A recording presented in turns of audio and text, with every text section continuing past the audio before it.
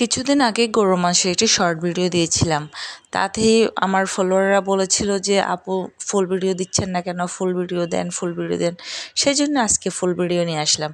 আসসালামু আলাইকুম গাইস, কেমন আছেন সবাই? আমি এখানে 2 কেজি মাংস, গরুর মাংস বাজার থেকে নিয়ে আসছি।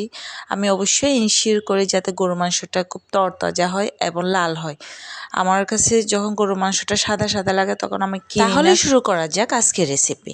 এখানে আমি পাত্রের মধ্যে পেঁয়াজ বাটা, রসুন বাটা, আদা বাটা, কিছু নারকেল বাটা দিয়ে দিয়েছি। এরপর আমি এখানে দিয়ে দিয়েছি হলুদের গুঁড়ো, মরিচের গুঁড়ো, ধনিয়ার গুঁড়ো, জিরের গুঁড়ো এবং এই মশলাগুলোকে ভালোভাবে কষিয়ে নিব যাতে তেলগুলো উপর দিয়ে চলে আসে, ভাসা ভাসা হয়ে যায়। এরপরে আমি বাসায় কিছু মশলা তৈরি করি, মিক্স মশলা তৈরি করি, এই মশলাগুলো দিয়ে দিব। এরপর আবার ভালোভাবে কষিয়ে নিব। আপনি মশলা যতটা কষাবেন আপনার তরকারিটা তত বেশি মজা হবে। এরপর আমি দিয়ে দিব গোলমরিচের গুঁড়ো এবং গরম মশলার গুঁড়ো। গরম মশলার গুঁড়ো অবশ্যই আমি বাসায় তৈরি করি, এগুলো আমি শুকিয়ে ব্লেন্ডার করে আমি ফ্রিজে সংরক্ষণ করে রাখি। আপনারাও এভাবে করতে পারেন। এরপর আমি গরুর মাংস যেগুলো আমি ম্যারিনেট করে রেখেছিলাম শুধুমাত্র লেবু এবং গোলমরিচের গুঁড়ো দিয়ে, লবণ দিয়ে ম্যারিনেট করে রেখেছিলাম আধা ঘন্টা মতো, ওই মাংসগুলো দিয়ে দিব। ভালোভাবে নেড়ে চেড়ে কষিয়ে নিব। দেখা যায় যে বাসায় যদি ট্রাইপড না থাকে, আজকে আমার বাসার ট্রাইপডটা ভেঙে গেছে, পরে ভেঙে গেছে, যার ফলে আমার ভিডিও করতে খুবই প্রবলেম হচ্ছিল। ট্রাইপড ছাড়া আসলে ভিডিও করা পসিবল না।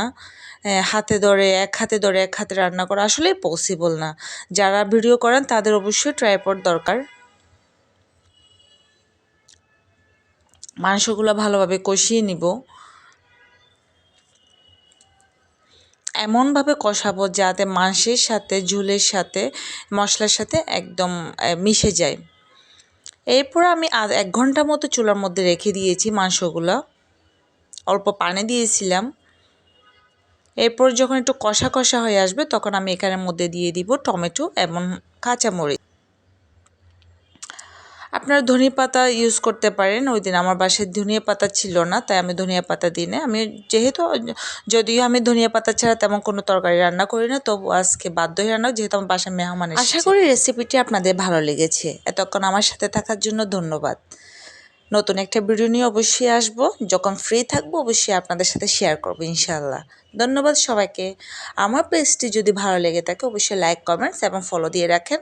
আমিও আপনাদের পাশে থাকবো সবসময় ইনশাআল্লাহ। যখন ফ্রি থাকবো অবশ্যই আপনাদেরকে সাপোর্ট করে যাব।